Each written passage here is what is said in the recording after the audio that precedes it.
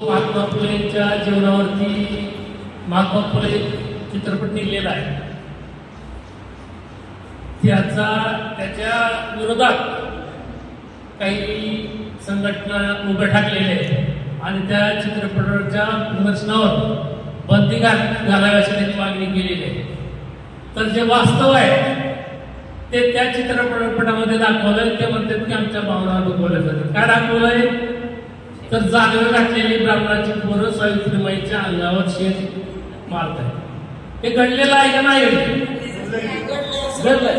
म्हणजे त्यावेळेस तुम्हाला त्या कृती तुमच्या पूर्वजांना करायला लाज वाटली नाही आणि आता तुम्ही म्हणताय की आमच्या भावना दुखावल्या जातात। अशा चुकीच्या पद्धतीनं वास्तव सत्यासमोर मांडायला ते विरोध करतायत। तर महात्मा फुले चित्रपटासाठी जे विरोध करतायत त्याचा आपल्या नालंदा बुद्धविहाराच्या वतीनं